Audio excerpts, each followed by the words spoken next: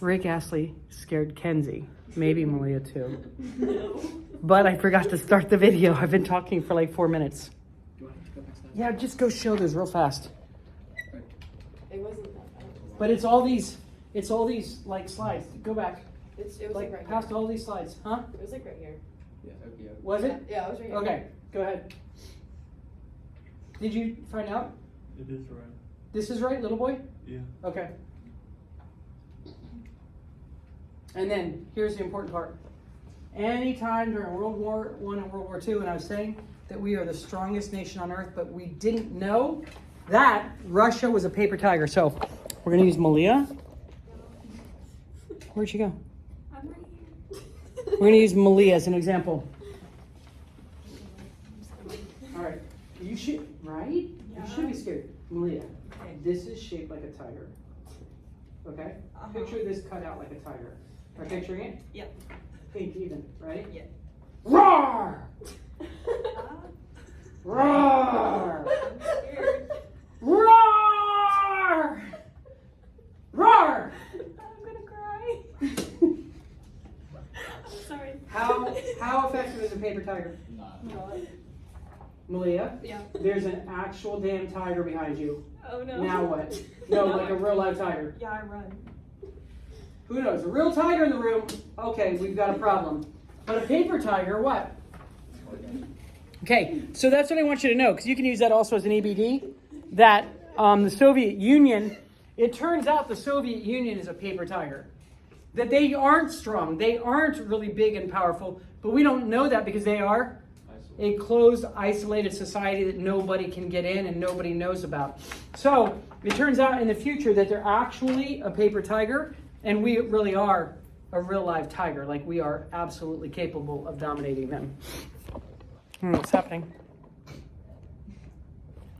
Okay, go ahead. So because nothing happens to the United States here on our soil, because nothing happens, we are super, super strong. Okay? Look at after World War II. After World War II, what are these two? India and China. That's the important point. Look at India and China after World War II. And then the rest of us, what? Does it have Soviet Union here? No? Middle East, China, India has gone back up. Nope. China. Right, China. Which in today, what? Even higher. Go ahead. World War II, share of GDP. Everybody. Look at all the main people that were at war, what? Down. Go ahead. Oh, this is actually a really cool video. We don't have time for it, but that's a cool video. Go ahead. Go ahead.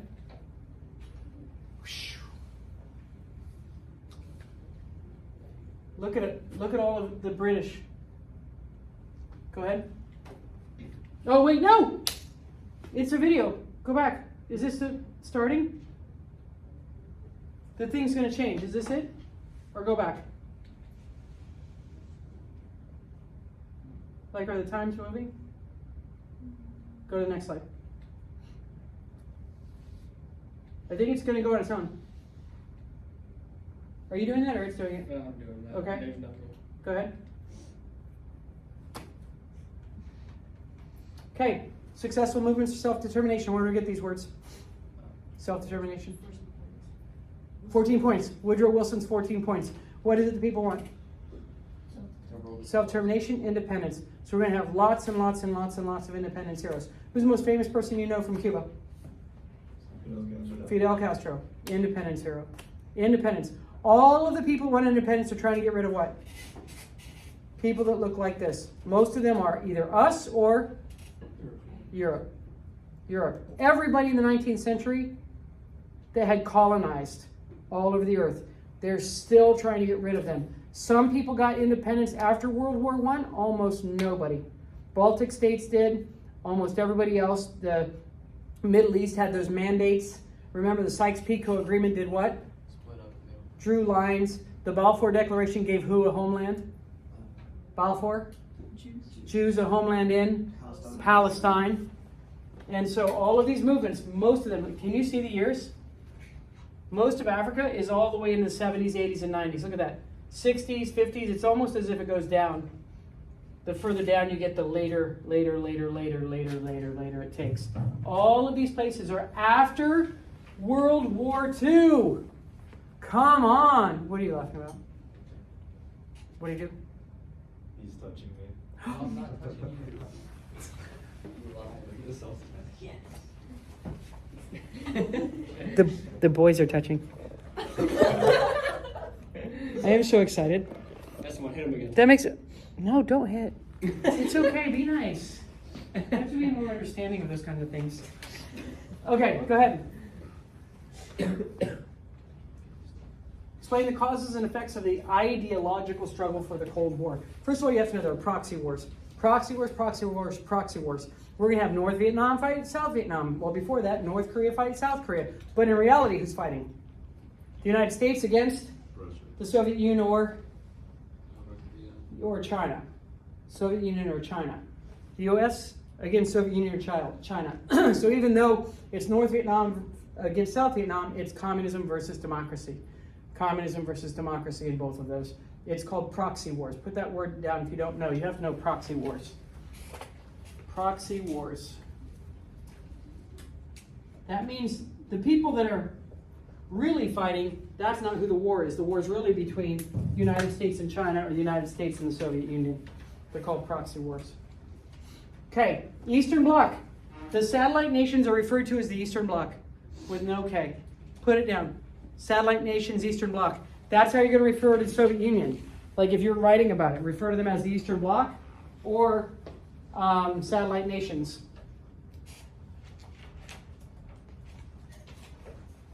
Truman.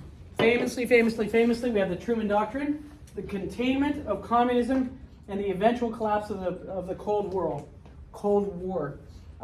Containment of communism is called the Truman Doctrine, the Truman Doctrine, the Truman Doctrine, and the Truman Doctrine is the reason we go into Vietnam, into Korea, and then into Vietnam. Because we are theoretically containing communism, because we were afraid of the domino effect. Not Gianni, not Dalton. The domino effect? Then the others are going to continue. If we don't stop Vietnam, then Laos and Cambodia and Thailand and everybody else will become communist too, which maybe is true. Maybe it would. Maybe they would have. We just don't know. Yeah, probably. We don't know. Truman Doctrine. Go ahead. H.G. Wells. For 40 or H.G. Wells. Anybody know who H.G. Wells is? He's the one that wrote about the Martians coming. What was that? What was that book? Nothing you guys don't know? War, is it War of the Worlds? And he talks about the Martians coming and everything else, and that it was being broadcast on the radio. The book was being broadcast on the radio, but then people tuned in the radio and they thought what? That we were actually being invaded by Martians. Like people thought that was really happening because they were reading the book on the radio, and then people thought we were really being invaded. The kind of worldview, the kind of beliefs, and the social structure that would probably prevail in a state which was at once unconquerable and a permanent state of Cold War with its neighbors. The word Cold War. U.S. and USSR were the only superpowers after World War II, and trouble seemed imminent. Go ahead. I don't know. The U.S. spent the Cold War attempting to stop the spread of communism, paranoid it would otherwise consume us, the domino effect, and the Truman Doctrine, the containment of communism. You got to have this written down. If you don't, you have to have them. Truman Doctrine is the containment of communism. We are trying to prevent what? The domino effect or the domino theory. Go ahead. So, Soviet Union spent the Cold War dealing with a paranoid fear of being attacked, although it happened only twice in the last 150 years. The last 150 years, who attacked Russia? Hitler and Napoleon. Huh? That's pretty fun. I like that tutu thing. He's a drag. I can't share that in Florida anymore. I mean, where am I? Tennessee. I can't share that in Tennessee anymore. Hitler and drag, do you think? We're not going to tell. Oh, thank you. It's hard. It's 4K. Disregard that. The government's watching.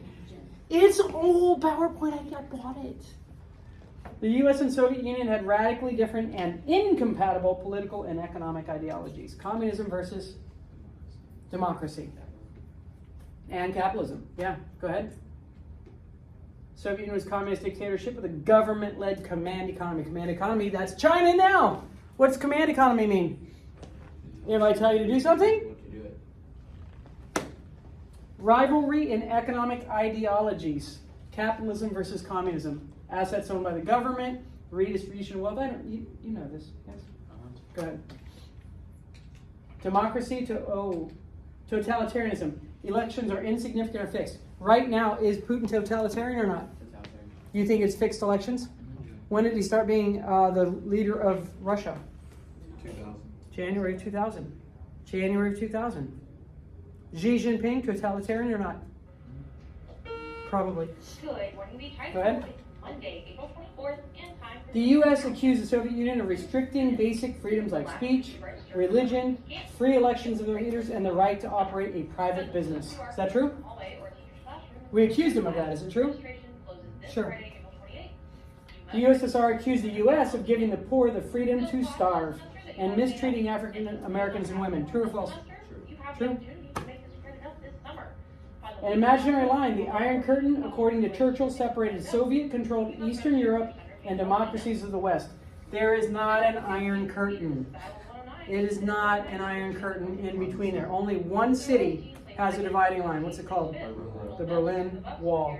Go ahead. Wait, go back. What was that? No admittance by order of Joe. Oh, that's the Iron Curtain. The USSR maintained control over Eastern Europe's satellite states, smaller states that were economically and politically dependent on the Soviet Union.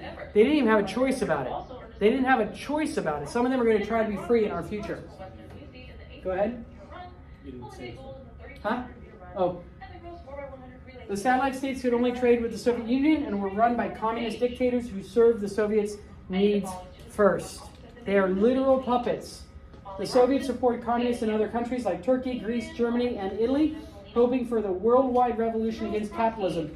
Worldwide revolution, proletariat of the world. Karl Marx, Communist Manifesto. The Long Telegram, this is famous. Answer to Department 24, February 3. 11 involves questions so intricate, so delicate, so strange to our form of thought, so important to analysis for our international environment that I cannot compress answers into a single brief message without yielding to what I feel would be a dangerous degree of oversimplification. I apologize in advance for this burdening of telegraphic channel, but questions involved are of such urgent importance, particularly in the view of recent events, that our answers to them, if they deserve attention at all, seem to deserve it at once. It's famously called the Long Telegram by George Kennan. A Soviet specialist in his Long Telegram warned Truman that the Soviet Union would aggressively seek to expand communism, and so because of the Long Telegram, what does Truman have? The Truman Doctrine. Do you understand? This guy, George Kennan, was he Secretary of State or something? Oh, a Soviet specialist. Made sure that Truman knew that if we don't do something, Soviet Union is going to be a very, very big problem. The USSR perceived itself as at perpetual war with capitalism. Communism and social democracy are enemies, not allies. The Soviet Union would use controllable Marxists in the capital world as allies. Soviet aggression was fundamentally not aligned with the views of the Russians or with economic reality, but in historic Russian xenophobia and paranoia. Oh my God, it's one of my favorite words. Write it down. Xenophobia. What is it? Fear of outsiders. Fear of outsiders, fear of foreigners. Xenophobia. The Soviet government structure prohibited objective or accurate pictures of internal and external reality. That's another reason why we thought Soviet Union was an actual tiger, and in reality they were a paper tiger. Because we only got the information that they put out, and so we didn't know the truth. We're going to continue for a long time to find the Russians difficult to deal with. Go ahead. U.S. President Harry Truman had adopted containment policy, aka the Truman Doctrine, because he believed a firm containment of Soviet expansion would limit the communist threat. And thus, we go into Vietnam Well, Korea first and then Vietnam, because of Keenan's long telegram, which inspired Truman to have the Truman Doctrine, the doctrine of the containment of communism, and the fear of the domino effect. With patient but firm and vigilant containment, the U.S. could halt Soviet expansion. Go ahead. Oh, no. This is Yalta. This is Yalta. That's a good place to stop. Yalta. Bye!